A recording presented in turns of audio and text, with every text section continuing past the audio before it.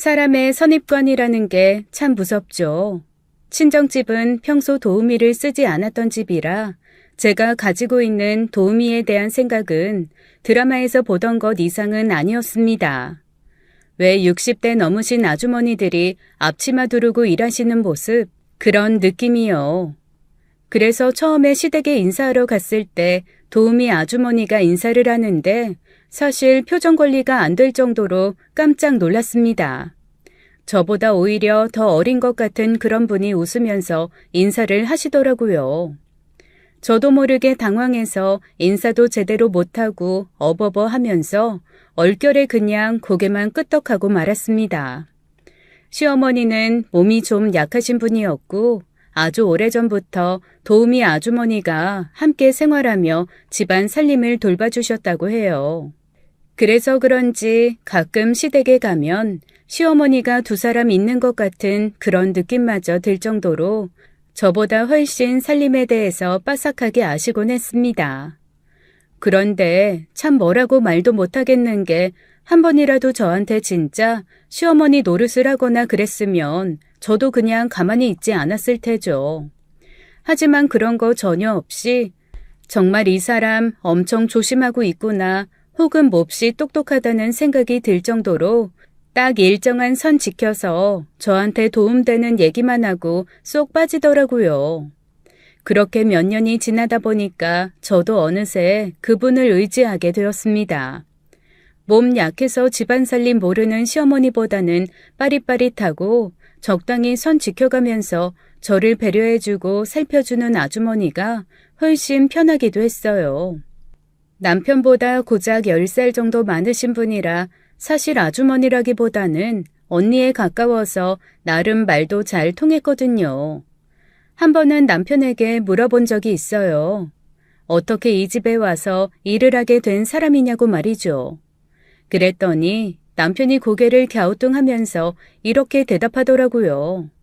글쎄, 엄마가 친하게 지내는 분한테 소개받았다는 것 같은데, 처음에 우리 집 들어왔을 때는 20대였어. 나랑 별 차이도 안 나고, 무슨 눈앞 어린 사람이 도움이라고 해서, 그때는 나도 좀 어색하고 그랬는데, 이제는 뭐, 거의 가족 같지 뭐. 남편이 아무렇지도 않게 얘기를 하길래 저는 오히려 조금 더 궁금한 생각이 들었습니다. 보통 20대 여자가 집에 가사 도우미로 그것도 입주 도우미로 들어오는 일이 그렇게 많지는 않잖아요. 그래서 언제 한번 같이 부엌에서 일을 할 기회가 있을 때 슬그머니 물어봤습니다. 그런데 이런 일 하시기엔 너무 젊지 않아요? 그래요? 저는 워낙 살림을 좋아해서 지금 하는 일 불만 없이 편해요. 뭐 이런 일은 나이 들어서 해야 된다는 법이라도 있나요? 그거 편견이에요. 외국에는 오히려 젊은 사람들이 더 많이 한대요. 생각해봐요. 힘있고 빠릿빠릿할 때 남의 집 살림도 깔끔하게 하는 거지. 내 한 몸 거두기도 힘든 나이에 무슨 남의 집 살림해주겠어요.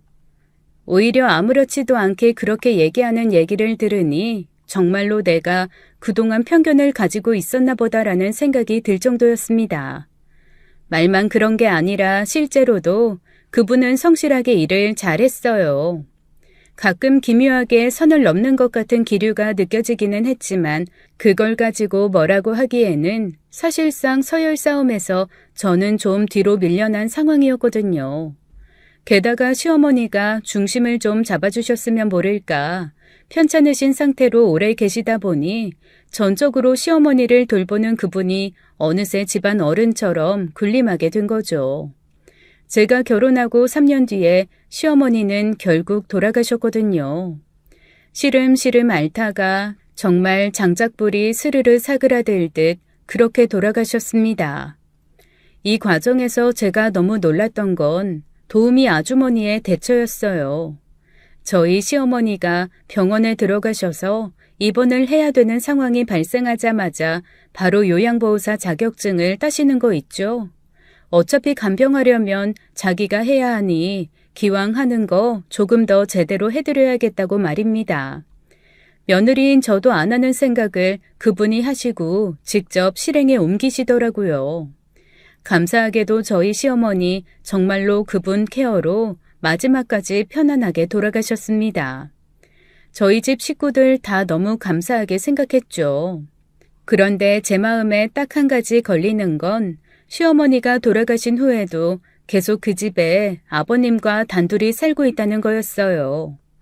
아무리 오래 함께한 사이기도 하고 가족 같은 사이 저도 알죠. 그런데 시어머니가 안 계시는 곳에 단둘이만 사는 거 그건 좀 이상하지 않나요?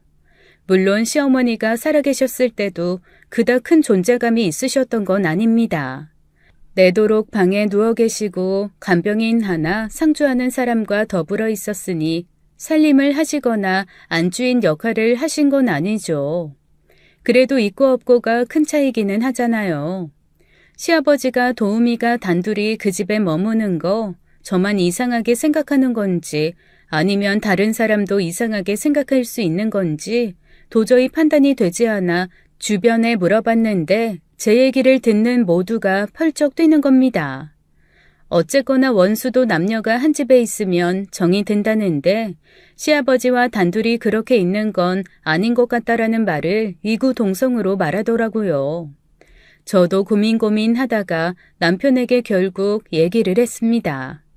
그러자 남편이 오히려 펄쩍 뛰면서 저를 되게 이상한 여자 취급하는 거예요. 뭔가 약간 정신이 썩어서 모든 걸 다 이상한 시선으로만 보는 그런 사람으로 말이죠. 좀 억울하기도 하고 속상하기도 했지만 그래도 걱정되는 건 어쩔 수가 없었습니다.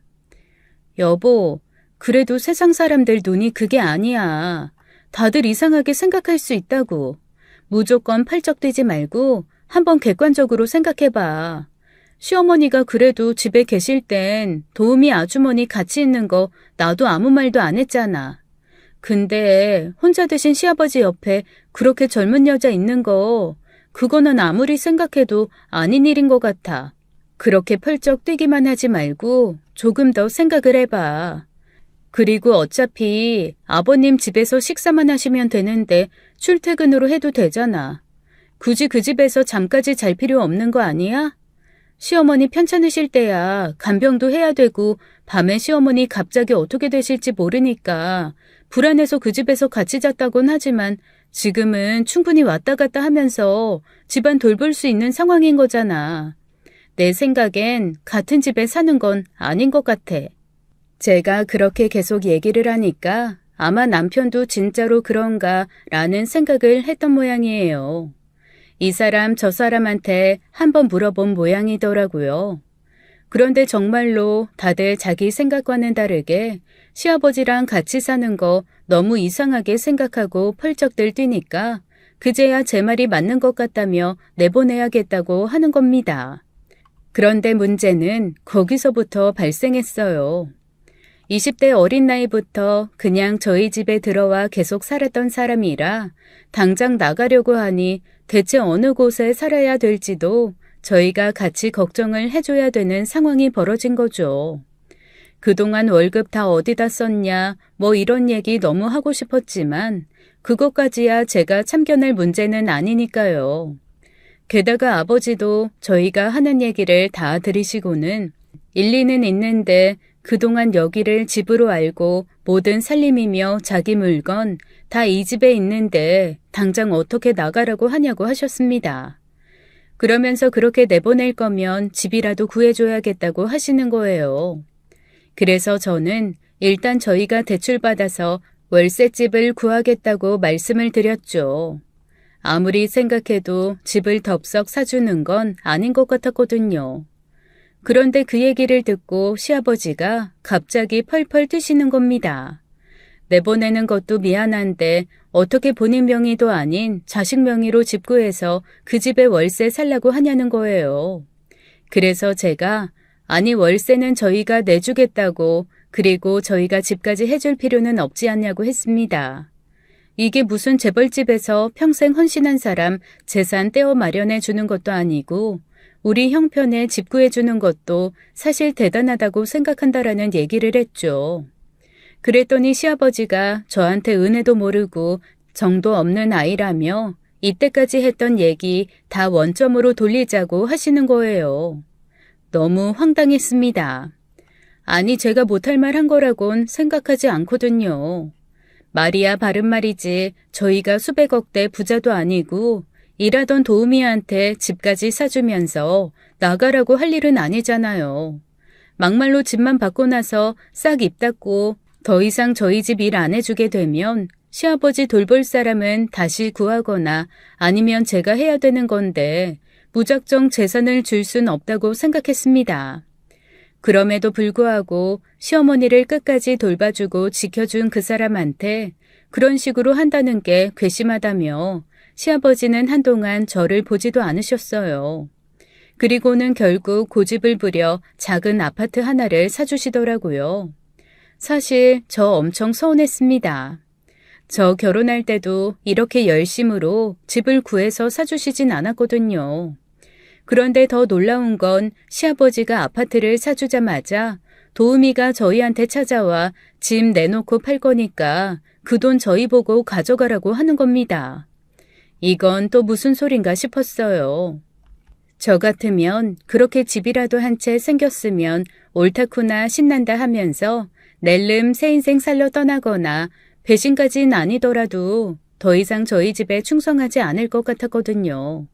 그런데 너무 화사한 얼굴로 저를 찾아와서는 자기 이 집 필요 없다고 이거 그냥 저희 다시 줄 테니까 팔아서 재산하라고 하는 겁니다. 저도 남편도 너무 황당해서 아무 대답도 못하고 멍하게 바라보기만 했죠. 그랬더니 그 도우미가 이렇게 얘기하더라고요. 제 친엄마 모신다는 느낌으로 어머님 모시고 보내드렸어요. 이런 거 요구하고 받으려고 한 거 아니에요. 그리고 그동안 월급 넉넉하게 주셔서 충분히, 정말 충분히 저 살 만큼은 있습니다. 저 그냥 제가 근처에 작은 집 구할 테니까 제가 아버님이랑 같은 집 있는 거 불편하시면 거기서 출퇴근하면서 아버님 돌봐드릴게요. 이런 거 바라고 한 거 아니라서 다시 돌려드리는 거예요.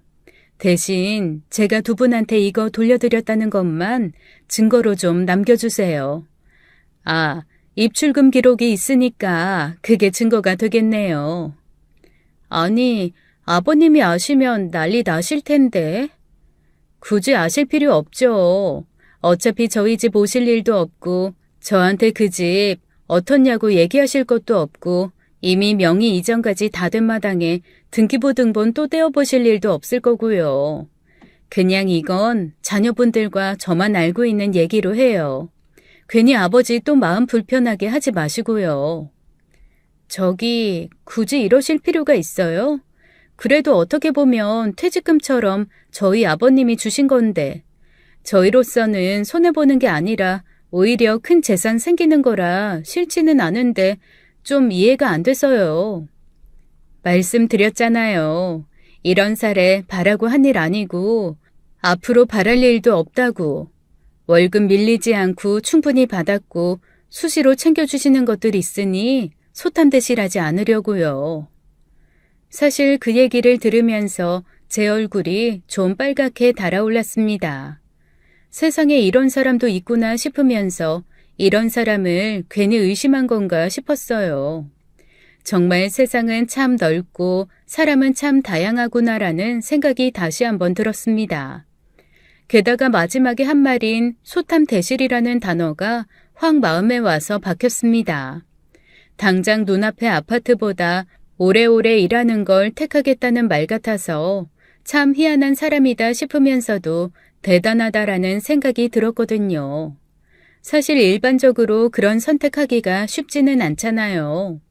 솔직히 아파트가 아니라 인형의 집을 사준다고 해도 신난다고 받을 판에 아파트를 물리다니 정말 놀랄 일이었습니다. 남편도 계속 침묵을 지키다가 도우미 아주머니가 집대문을 나서자마자 한숨 푹 쉬면서 저한테 한 소리 확 쥐어 박더라고요. 야, 속 시원하냐? 아, 나 진짜 태어나서 제일 창피했다. 이게 이렇게까지 쪽팔릴 일로 만들 거였냐, 진짜? 이게 진짜, 괜히 호의로 대리효도 잘해주시는 분한테 이게 대체 무슨 상피야? 아니, 나도 저런 식으로 나올 줄은 몰랐지. 아니, 뭐 저런 사람이 다 있지?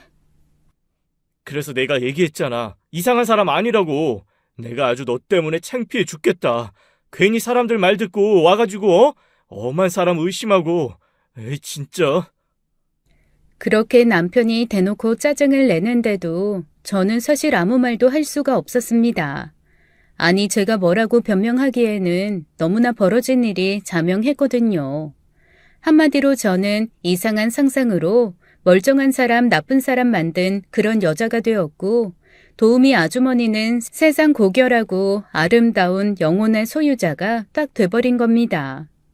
아, 이거 기분도 이상하고 영 찜찜하더라고요.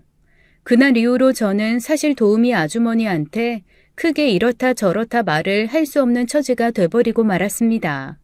한마디로 뭔가 약점 잡힌 것처럼 그분이 하시는 그 어떤 일에도 제가 하는 말이 안 먹힐 것 같은 그런 상황이 되어버린 거죠. 그건 또 그거대로 기분이 영 안 좋더라고요.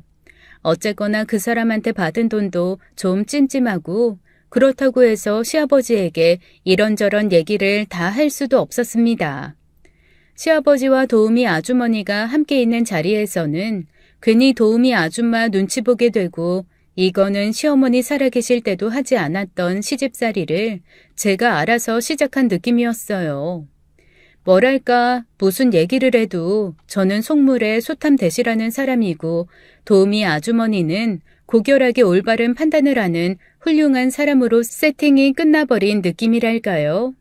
그렇게 기묘하고 불편한 생활이 몇 달 지속되었습니다. 그리고 사건은 저희가 도우미 아주머니의 아파트 판 금액을 받고 6개월 정도 지난 후에 발생했어요. 저희 시아버지가 무슨 백신 주사를 맞으시고 그 후유증 때문에 알아누워 버리신 거죠. 아무래도 연세가 있으시고 주사 후유증이라 불안하기도 해서 병원에 입원을 시키고 싶었지만 그 상황도 여의치가 않았어요. 병실을 구하기도 어려웠고 저희가 불안하다고 해서 아무 병원이나 입원하는 것도 쉽지는 않았거든요. 결국 집에서 앓는 수밖에 없었죠. 평소에 도우미 아주머니가 워낙 잘하시니까 크게 편찮으실 일도 신경을 쓰진 않았거든요. 근데 이번에는 아버님을 집에 그렇게 둔 채 가만히 있는 게 영 마음이 불편했습니다. 하지만 아버님이 맞으신 백신이 전염성이 있는 질병에 관한 것이어서 가볍게 그 질병을 앓고 계신 거였거든요. 괜히 저희가 갔다가 옮으면 안 된다고 일단 저희 부부 출입도 막으신 참이었습니다. 이미 한번 앓고 면역이 생긴 도우미 아주머니가 어쩔 수 없이 당분간 그 집에 머물면서 아버님을 돌보는 것밖에는 할 수 있는 게 없었어요. 하지만 어쩐지 제 마음에 그냥 한번 괜히 가보고 싶더라고요. 잠깐 들여다본다고 해서 뭐 옮기야 하겠나 싶은 마음도 있었고 어쨌거나 앓고 계신 분 모르쇠로 일관하는 게 영 마음이 쓰였습니다. 그리고 사람이 그렇게 뭔가 마음이 쓰일 때는 다 이유가 있다는 걸 저는 그날 확실하게 깨달았어요. 평소 하지도 않는 찰밥을 바리바리 해서 아버님께 전화를 드렸는데 전화를 안 받으시더라고요. 그래서 도우미 아주머니에게도 전화를 했는데 역시나 전화를 받지 않으시는 겁니다.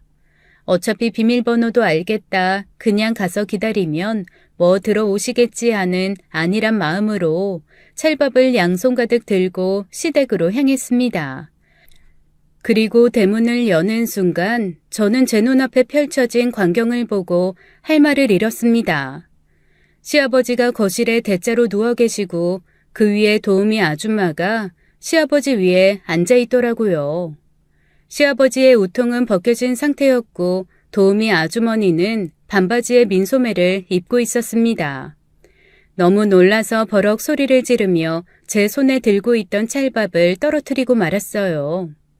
시아버지가 엄청 당황한 얼굴로 새아가 새아가 하면서 저를 계속 불렀지만 저는 시아버지의 부름에도 아랑곳 않고 일단 핸드폰부터 꺼내서 미친 듯이 사진을 찍었습니다.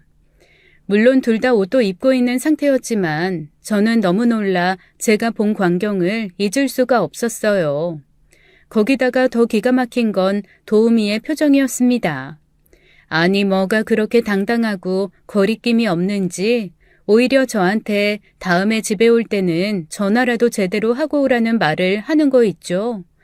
아니 지금 자기가 저희 시아버지 위에 타고 올라가 있었던 것, 거기에 대한 변명을 해도 모자랄 판에 전화를 안 하고 왔다고 저한테 한 소리 하는 것 자체가 너무 기가 막혔습니다.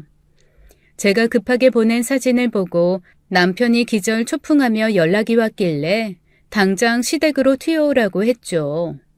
남편까지 와서 모두가 둘러앉은 그 상황에서 시아버지는 한마디도 하지 않고 그냥 고개만 푹 숙이고 계셨어요.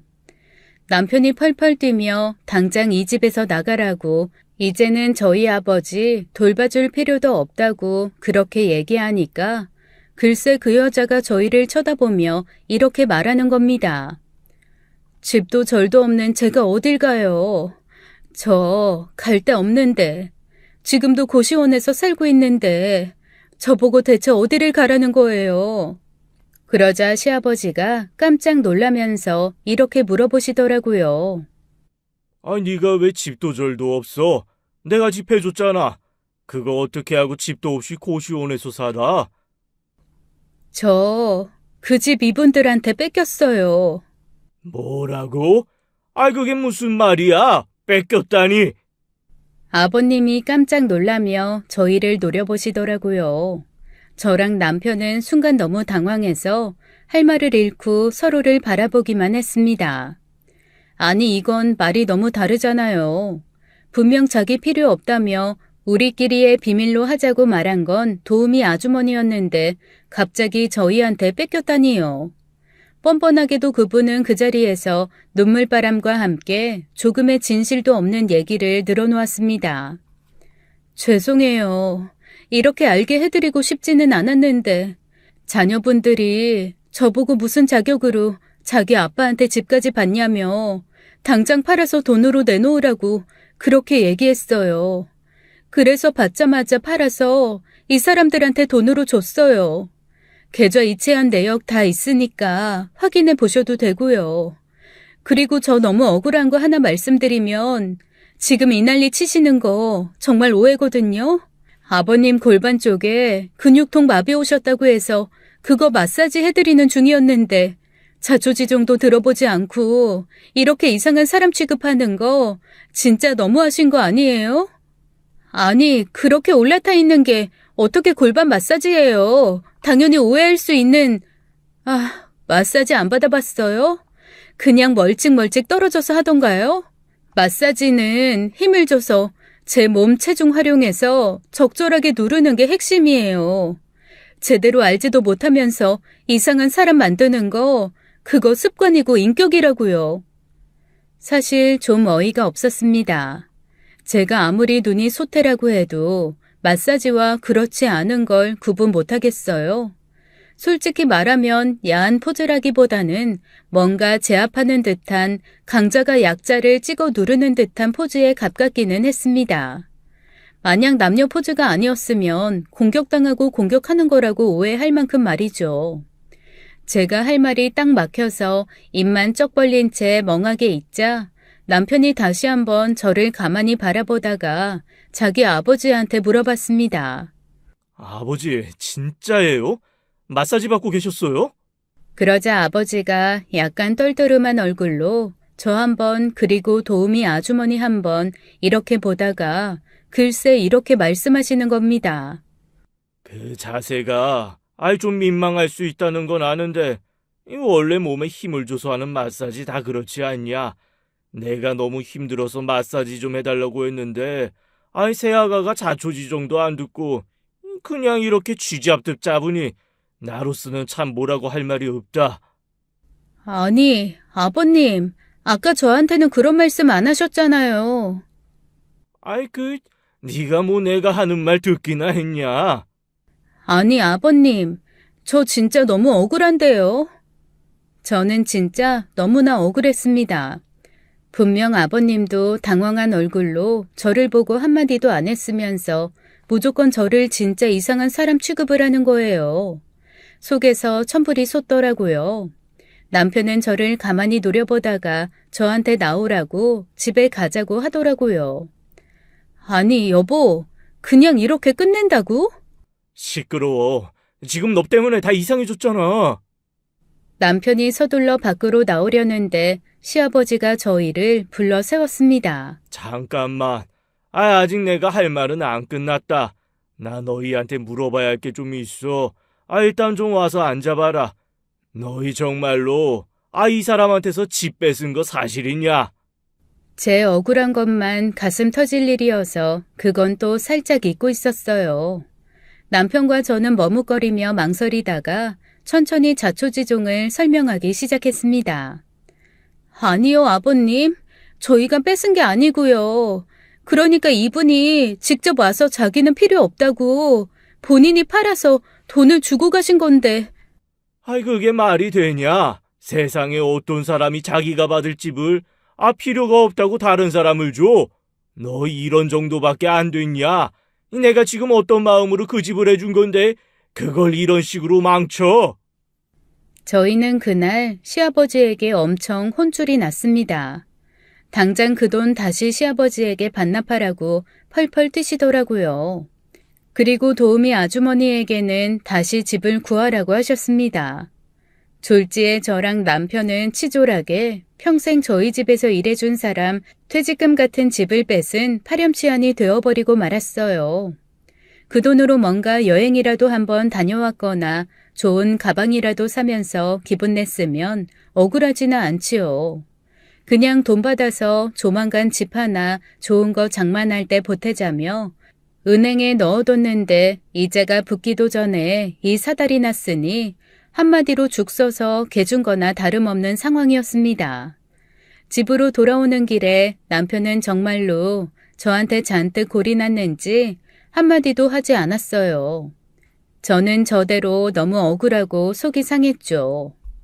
아니, 아무리 생각해도 억울해서 미치고 팔짝 뛸 노릇이었거든요. 여보, 나 진짜 너무 억울해. 내가 본 건 아무리 좋게 봐줘도 마사지는 아니었어. 그리고 도우미 아줌마도 진짜 이상하지 않아? 분명 우리한텐 아파트 필요 없다고 자기가 먼저 팔아서 가져온 거잖아. 그 여자 뭔가 있어. 꿍꿍이가 있다고. 몰라 진짜. 네가 이상한 소리만 안 했어도 그냥 아파트 판 돈이고 뭐고 적당히 다 넘어갔을 텐데 어디서 이상한 막장 드라마만 열심히 보더니 정신이 썩어서 네가 애먼 사람 잡으니까 그 사람도 뿔딱지 나서 확 불어버린 거잖아. 에이씨, 집 옮기고 차 한 대 하려고 했더니 남편의 말이 몹시 억울했지만 제가 무슨 말을 해도 먹히지 않을 것 같았어요. 이미 남편 마음은 앵돌아져 있고 저는 이상한 사람이 되어버렸거든요. 결국 저희는 도우미 아주머니가 갖다 준 아파트 매매 대금을 고스란히 다시 시아버지에게 반납하고 그 과정에서도 세상에 욕심 많고 못된 아들 며느리가 되어 혼이 났습니다. 녹음이라도 해두고 계약서라도 썼어야 반박이라도 할 텐데 증거라고는 저희 머릿속에만 있으니 억울해도 할 수 없었죠. 그런데 정말로 이상한 건 그 이후의 일이었습니다. 뭔가 기묘하게 저희 집안 권력 구도가 바뀐 느낌이었어요. 저도 뭔가 좀 어색하고 미안한 게 조금 남아있다 보니 도우미 아주머니 눈치를 보게 되더라고요. 어린 시어머니가 생긴 느낌이었습니다. 이래저래 불편한 건 계속되었죠. 아버님께 직접 연락을 할 때도 어쩐지 도우미 아주머니 눈치를 보게 되고 오히려 아버님이 제 연락을 피하는 것도 같았습니다. 그런데 저뿐만 아니라 남편도 똑같이 느꼈더라고요. 저한테 새엄마 생긴 느낌이라고 아버지와 멀어진 것 같다고 씁쓸해 하더라니까요. 어디서부터 어떻게 오해를 풀고 상황을 반전시켜야 할지 고민만 거듭되던 어느 날 저희 고민에 방점을 찍는 사건이 하나 발생했습니다. 바로 아버님이 자취를 감춰버리신 거예요. 며칠째 아버님이 연락이 안 돼서 걱정을 하던 차에 망설이다가 도우미 아주머니에게 전화를 했는데 너무나 평온한 목소리로 집에 안 계신다고 하는 거 있죠. 어디 좀 나가겠다고 하시고는 안 들어오신 지 이틀 됐다고 얘기를 하시는 거예요. 너무 깜짝 놀라서 저희가 아니 그럼 연락을 해주셔야지 그걸 그냥 그렇게 알고만 계신 채 가만히 계시면 어떡하냐고 그랬더니 정말 아무렇지도 않게 무심히 대답하더라고요. 다 큰 어른이고 한 번 정도 여행 갈 수도 있는 거지 뭘 그렇게 호들갑 떠냐고 말이죠.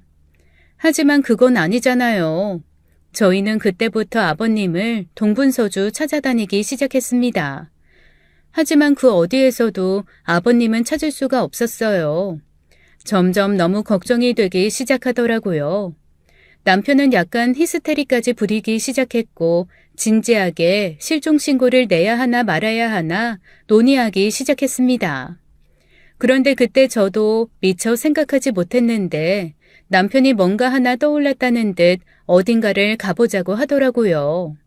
저희 시어머니가 아주 시골에 작은 땅 하나를 가지고 계셨었는데 사실 사람이 살 수 있는 그런 곳은 아니고 거의 나대지에 가까운 곳입니다.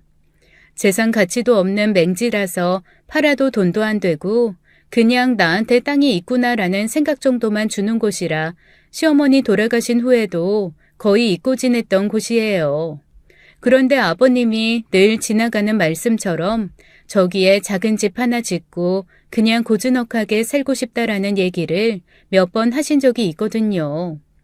워낙 오래전의 일이어서 저는 까맣게 잊어먹고 있었는데 그래도 남편이 아들이랍시고 그걸 기억을 해냈더라고요.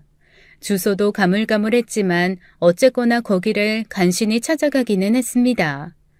아이고, 그런데 아버님이 정말로 거기 계시더라고요. 그것도 무슨 노숙자 마냥 초라한 텐트 하나 치고 오돌오돌 떨면서 컵라면 하나 끓여 드시고 있는 걸 저희가 찾아냈습니다. 반색을 하며 달려가 아버님을 부르니 아버님 표정이 당황한 기색이 역력했어요. 대체 저희한테 여긴 어떻게 알고 왔냐고 혹시 도우미도 저희가 여기 온 거 알고 있냐고 물어보시는 겁니다. 순간 저도 남편도 좀 당황했어요. 아니 자식들이 찾아갔으면 반가워하거나 피하거나 둘 중 하나는 하실 줄 알았는데 대뜸 도우미가 저희 여기 온 거 아냐고 물어보실 줄은 꿈에도 생각을 못했거든요. 아니요, 아버님. 그분은 모르실걸요. 저희가 그냥 아버님 찾겠다고만 얘기했지 어디 가서 찾겠다고 얘기 안 했으니까요. 그래, 아이 잘했다. 나 여기 있는 거 절대 말하지 마라. 알았지? 절대 말하면 안 된다. 그제야 남편도 뭔가 이상하다 싶었던 모양입니다. 이때까지 제가 계속 아무래도 뭔가 이상하다고 했을 땐 쓸데없이 또 막장 드라마 보고 이상한 생각한다고 저한테 엄청 구박했었거든요. 그런데 아버님이 계속 도우미한테 절대 말하지 말라고 자기 여기 있는 거 아무한테도 말하지 말라는 말을 반복하시니까 그제야 그 사람도 어라, 내 마누라가 말한 게 뭔가 이유가 있나 본데라는 생각을 하는 것 같더라고요. 조심스럽게 아버님께 물어보기 시작했습니다. 아버지, 혹시 저희가 모르는 뭔가 있어요? 도우미 아주머니랑 뭔가 일이 있는 거예요? 그러자 아버님이 입을 꾹 다물고 아무 말도 하지 않은 채 그냥 앞에 놓여있던 소주만 벌컥벌컥 들이키시더라고요. 저희 아버님 그렇게 말없이 술 들이키실 땐 뭔가 확실히 일이 있기는 있는 거거든요. 이거는 반드시 저희가 들어야겠다는 생각이 들었습니다.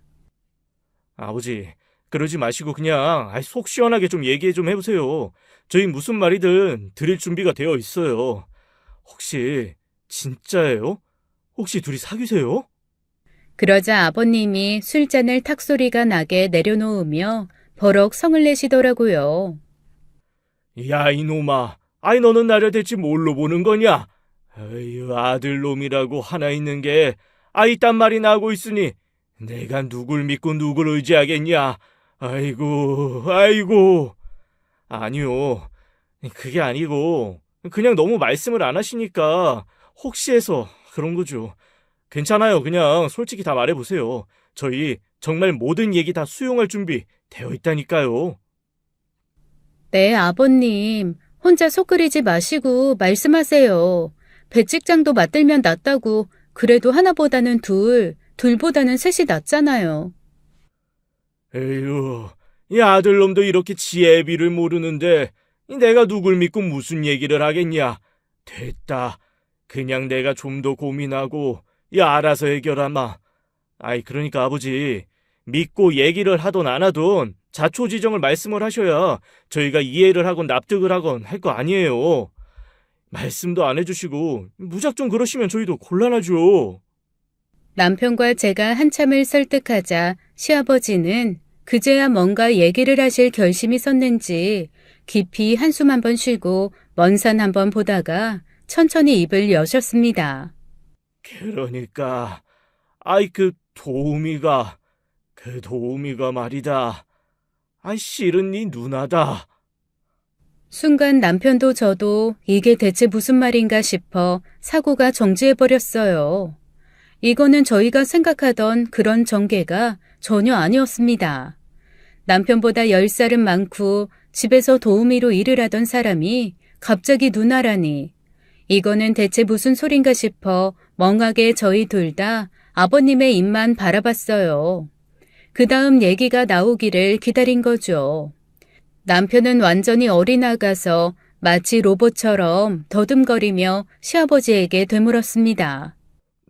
누나요? 아버지, 잠깐만요. 그러니까 그분이 제 누나요?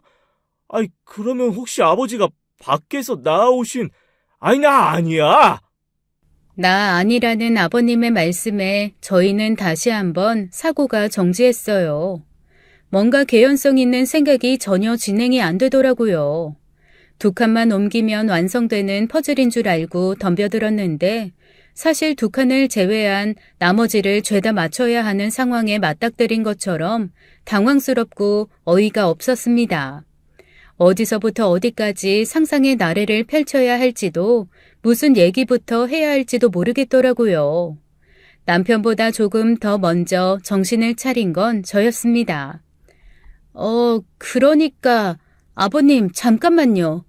이 사람 누나인데 아버님이 아니면 설마 어머님이요? 어머님 딸이라고요? 아니 왜요? 아니지. 아니 어떡해요? 아니 그러니까 누가요? 아우 진짜 너무 놀라니까 단어가 생각이 안 나네. 그러니까 그게 어떻게 된 일인 거예요? 맞아요? 어머님 딸이에요? 어떻게 그게 그렇게 돼요? 남편도 너무 놀랐다는 듯이 눈이 동그랗게 커지더라고요. 아버님이 털어놓으신 얘기는 한편으로는 아버님의 지고지순한 수뇌부 이야기이기도 했고 한편으로는 저희 어머님이 죽는 날까지 숨기고 싶어 애썼던 비밀이기도 했습니다. 또 한편으로는 한 여자의 슬픈 인생 얘기면서 삐뚤어진 집착에 대한 얘기이기도 했죠. 저희 어머님이 아버님과 결혼하시기 전에 한 번 결혼을 하신 적이 있대요. 그런데 그 남자가 동네에서도 알아주는 아주 개차반인 남자였다고 했습니다. 아마 어머님과도 정상적인 연애 과정을 거쳐서 결혼을 하신 게 아니라 어머님이 겁탈 비슷한 걸 당하셨고 아이가 생겨 그냥 그 사람과 어쩔 수 없이 살림을 차리는 그런 과정을 겪으신 듯 했어요. 아버님이 워낙 돌아가신 어머님에 대한 사랑이 지극하셔서 돌아가신 지금에도 그 얘기를 꺼내는 걸 몹시 가슴 아파하시더라고요. 더듬더듬 해주신 얘기는 조금 슬프기도 안타깝기도 했습니다. 그 도우미가 아이디 엄마랑 그놈 사이에서 태어난 딸이다. 우리도 사실 알게 된 건 아이 몇 년밖에 안 되었어. 네 엄마 죽기 1년 전인가 그때 알았거든. 그 아이가 10살 때 너희 엄마가 도저히 그놈이랑 살 수 없으니 이혼을 했나 봐. 이혼하고 딸아이 데리고 오려고 그렇게 애를 썼는데 그저 남편이라는 사람이 딸은 죽어도 못 준다고 딸 데리고 갈 거면 이혼도 못 해준다고 했던 모양이지. 그런데 그때 네 엄마의 부모님 그러니까 장인 장모가 지금 기회 아니면 절대 이혼 못 한다고. 일단 아이는 나중에 찾더라도 남자한테서 먼저 벗어나라고 하셨나 봐. 하긴 뭐 나 같아도 그랬을 것 같기는 해. 그래서 일단 그 남자랑 이혼하고 그 가정에서 빠져나온 거야. 그리고 나서 아이를 찾으러 갔을 때는 이미 그 남자도 아이도 흔적 없이 사라졌대. 그러다가 나랑 만나 결혼하고 이 결혼하면서도 나한테 말한 첫 번째 조건이 그거였다. 혹시 나중에 딸아이가 다시 찾아오면 자기는 그 딸아이한테 속죄하며 살겠다고. 그러면 어머님은 그 딸을 계속 찾았지만 못 찾았고, 그런데 어느 날 나타난 도우미가 딸이라고 했다고요? 그걸 어떻게 믿어요? 그리고 아버지는 왜 그걸 다 혼자만 알고 계셨어요? 진작에 말씀하시죠. 말했잖냐? 몰랐다고. 몇 년 전에 알았다니까. 그리고 결혼할 당시 나는 당시 네 엄마가 너무나 좋았거든. 그래서 그걸 다 받아들이겠다고 했다. 찾기도 많이 찾았고 데리고 와서 입양 절차 밟아 내 딸로 키우려고 정말 백방으로 찾았는데 못 찾겠더라고. 그런데 몰랐지. 그 딸아이가 자기 버리고 간 엄마한테 복수하겠다고 우리 집 도우미로 들어와서 몇 년을 그러고 있었다는 걸. 마지막에 네 엄마 죽기 전에 고백하더라. 나 사실 당신이 버리고 간 딸이라고. 그러면서 자기 아빠 사진, 가족 사진, 돌 사진 내놓고 살던 동네 다 말해주더라고. 내가 믿기가 어려워서 몰래 유전자 검사까지 다 했다. 딸이 맞더라고. 아버님, 저 이해가 안 돼요. 그냥 딸이라고 나타나면 될 걸, 왜 굳이 도우미로 일을 해가면서 그렇게 붙어 있었던 거예요? 아니, 그리고 지금도 왜 그러고 있는 거래요? 그건 나도 잘 모르겠다. 그런데 어렴풋이 짐작하는 건 아마 네 엄마 아프기 몇 년 전까지는 그 친아버지라는 사람이랑 연관이 있었던 모양이더라. 그 친아버지가 일하라고 들여보내놓고 조종을 한 건지, 아니면 둘이 짜고 뭔가 얻어내려고 들어온 건지, 그건 알 수가 없지. 확실한 건 그 친아버지라는 사람이 뭔가에 중독이 돼서 비명 행사하고, 그때부터 본격적으로 네 엄마 간병에 매달렸던 거야. 그러니까 아버지 말씀은 자기 친아빠랑 짜고 우리 집 재산 털어먹으려다가 친아빠가 세상을 떠난 후에는 그냥 이도저도 못하고 붙어 있었다는 거네요. 내 생각엔 그래. 어쨌거나 그동안 도우미로 지내면서 우리 집 재산 상황 다 파악하고 이 비밀 다 파악하고 그거 다 알고 있으니 돈 내놓으라고 그때부터 협박을 하더라고. 네 엄마가 급격하게 몸이 약해진 시기가 그때야. 충격으로 사실 한 보름은 실어증까지 왔었어. 나 그 도우미가 네 엄마 딸이라는 거 알고 그거 알고 나서부터 네 엄마 도우미 손에 혼자 안 맡겼다. 한동안 엄마 병원에 입원해 있을 때 내가 도우미 말고 간병인 붙였었지. 그때야. 그제야 어머님 돌아가시기 1년 전부터 아버님이 굳이 집이며 병원까지 간병인을 따로 들여서 어머님을 보살폈던 게 생각이 났습니다. 그때는 남편이랑 굳이 돈 들여서 왜 요양보호사 자격증 있는 도우미 말고 간병인을 또 들이실까? 참 아버님도 유난이시다. 그냥 그러고 말았는데 아버님으로서는 혹시 도우미가 어머님께 해코지를 하지 않을까 걱정이 돼서 하신 행동이었더라고요. 남편이 왜 아버님께 그렇다면 왜 저희한테 말씀 안 하셨냐고 물었습니다. 그러자 시아버지는 저희가 끝까지 몰랐으면 좋겠다고 한 게 어머님 유언이었다며 그 유언을 끝까지 지켜주고 싶었다고 하셨어요. 그러면서 아파트 사준 것도 그냥 이걸로 이거 먹고 떨어져라 하는 심정으로 해주신 거라고 하더라고요. 그렇지 않으면 어머님 유언과는 다르게 저희한테 지금 있는 이 상황을 다 말을 하고 재산 분배까지 다 해줘야 되는 상황이 올 것 같아서 그게 너무 걱정되고 싫으셨대요.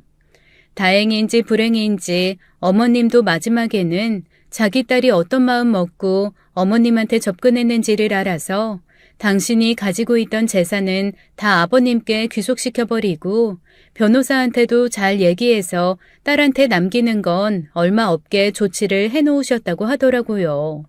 그런데 도우미 아주머니 그런 어머니의 조치를 받아들일 수가 없었던 거죠. 그래서 틈만 나면 아버님에게 협박을 하고 있었던 거였습니다. 제가 봤던 그 마사지 사건도 아버님과 얘기를 나누다가 얘기가 통할 것 같지 않으니 완력을 쓰다가 저한테 들킨 거였더라고요. 너무 어이가 없고 기가 막혔습니다. 어쨌거나 자기 친엄마 재산 노리고 들어와 그 오랜 시간 도우미로 옆에 있으면서 호시탐탐 재산이 얼마나 되는지 어떻게 해야 이 재산을 뺏을 수 있을지를 고민한 거잖아요. 그 오랜 시간 복수를 생각했다는 것도 기가 막혔고 그 모든 시간 동안 가족이지만 가족이 아닌 척 마치 기생충처럼 붙어 있으면서 모든 걸 누리고 지켜봤다는 것도 너무 끔찍했습니다. 저희 모르게 본인 혼자서 가족에 대한 것들을 수집하고 알면서 얼마나 음흉하게 많은 작전을 짰겠어요.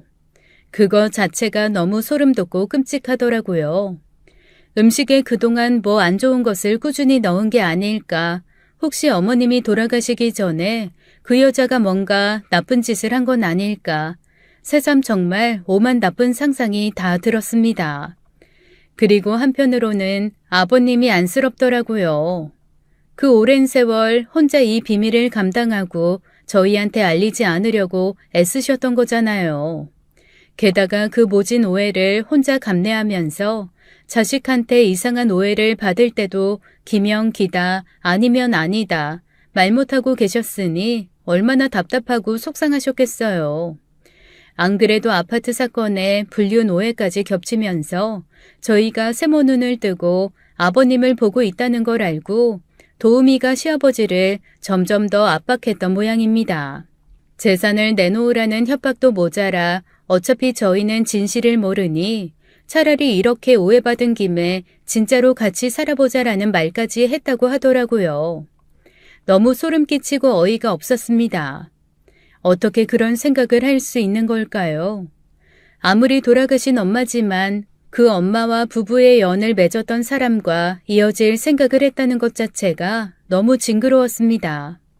남편이 그 얘기를 듣고 기가 막히다는 듯이 땅이 꺼져라 한숨을 쉬더라고요.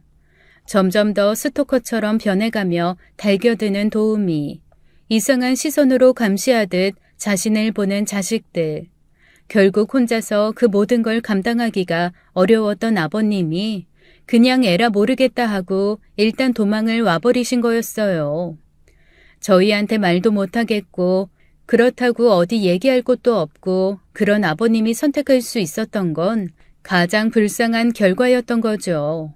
그제야 왜 도우미가 아버님이 사라졌는데도 그렇게 아무렇지도 않게 어딘가 있겠죠라며 무심했는지 이해가 되었습니다. 사실 피 한 방울 안 섞인 아버님이 자신한테 재산만 주면 되는 거지 생사 따위 아무 관심이 없었던 거죠. 새삼 안타깝기도 하고 속상한 마음이었습니다. 남편이 심각한 얼굴로 한참 고민을 하다가 이렇게 얘기를 하더라고요. 아버지, 어쨌거나 엄마 생각하면 아예 모른 척하는 건 아닌 것 같고요. 제가 한번 잘 설득해 볼게요. 그러니까 아버지는 아파트 한 채 정도 주면은 그냥 떨어뜨려 낼 수 있을 거라고 생각하신 거죠? 그랬지. 사실 그건 네 엄마가 얘기한 것이기도 했어. 어떤 무서운 마음을 먹고 왔던 간에 네 엄마한테는 아픈 손가락이고 어떤 세상 떠나는 날까지 신경 쓰였던 자식이니까 좀 더 법적으로 알아보긴 해야겠지만 사실 그 사람이 저희한테 아파트 한 채 이상 받을 수 있을 것 같지 않거든요.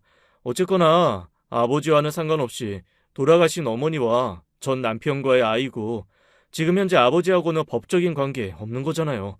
그렇다고 호적에 올린 것도 아니고요. 제가 법적으로 해결하겠습니다. 진작 말씀하셨으면 굳이 아파트까지 안 줘도 될 수 있었을 텐데요. 말했지 않냐. 그건 너희 엄마 생각해서 그런 거거든.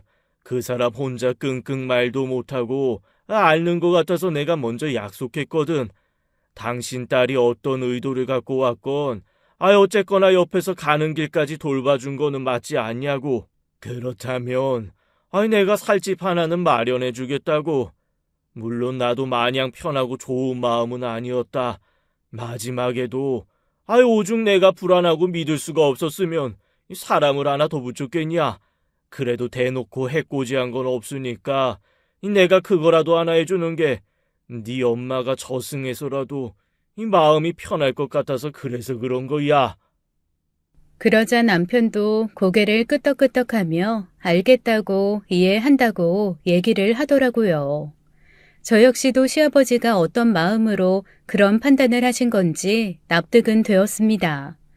그만큼 어머님을 깊이 사랑하신 거겠죠. 오랜 시간 대화를 나눈 후에 남편은 저랑 아버님만 거기에 남겨놓고 혼자 도우미 아줌마를 만나러 올라갔습니다. 아버님을 같이 모시고 가고 싶었지만 아무래도 아버님이 당분간은 좀 멀리 떨어져 계시는 게 맞을 것 같다고 하더라고요.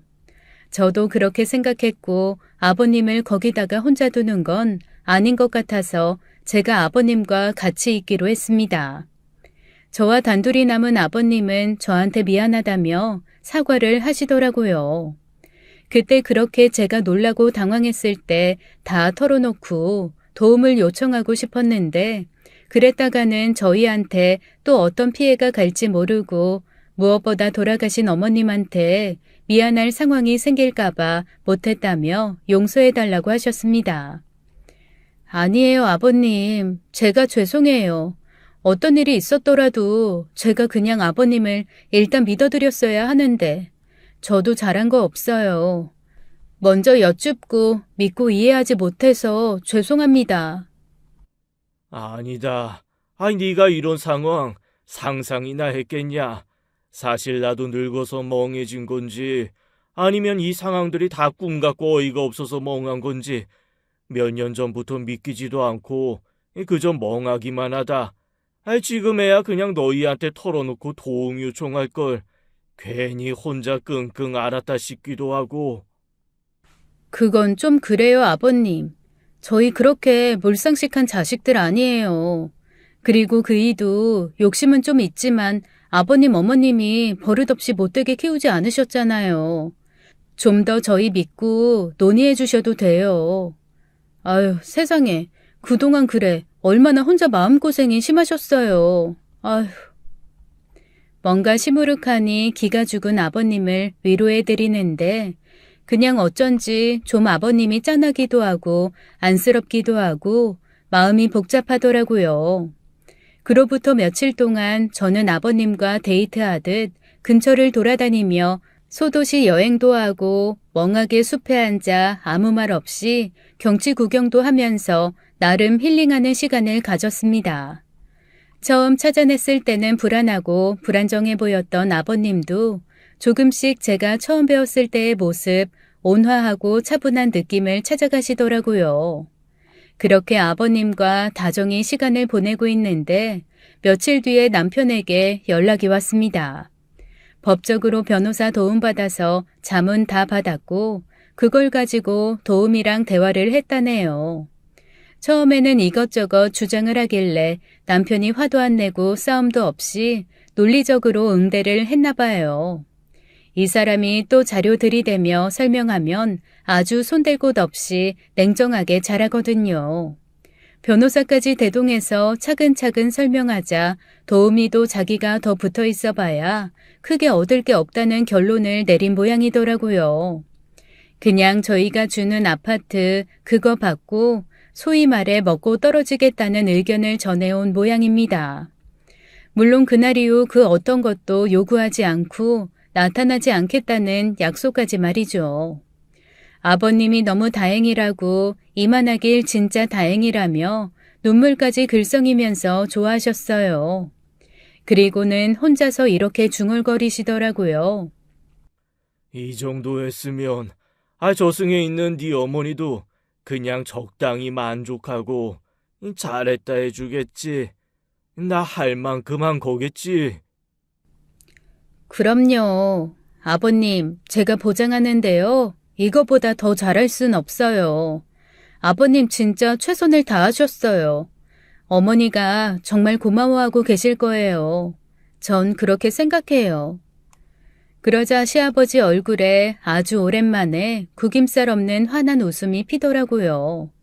제가 아버님을 젊은 도우미랑 놀아나는 이상한 사람 취급한 건 너무 죄송했지만 그래도 그 오해 때문에 아버님이 혼자서 끙끙 숨겨왔던 비밀이 풀린 건 다행이었습니다. 일이 더 커지기 전에 다 해결된 것 같아서 조금 마음도 놓이고요. 남편은 도우미가 원하는 지역, 원하는 아파트를 계약하는 것까지 직접 참여해서 해결했고 그래도 마지막으로 정중히 인사는 했다고 하더라고요. 누나라고 부르기는 아직 마음이 열리지 않았지만 그래도 어떤 의도를 가졌었던 간에 어머니 끝까지 잘 돌봐줘서 고맙다고 그건 평생 잊지 않겠다고 말입니다. 그분은 남편의 말에 아무 말도 하지 않고 그냥 고개 한번 끄덕였다고 했어요. 평소에도 무슨 생각을 하는지 알 수 없던 사람이었는데 끝까지 미스테리하게 사라지더라며 남편이 살짝 허탈하게 웃더라고요. 아, 그리고 앞으로는 도움 없이 그냥 저희 부부가 아버님 모시고 살려고요. 막말로 얼마나 더 사실지 모르는데 그냥 저희랑 함께 아웅다웅 하면서도 함께 사는 그런 기쁨 아버님이 마음껏 누리셨으면 좋겠거든요. 지금까지 사연 읽어주는 남녀였습니다. 끝까지 시청해주신 여러분 감사드리며 저희는 다음 사연으로 돌아올게요. 감사합니다.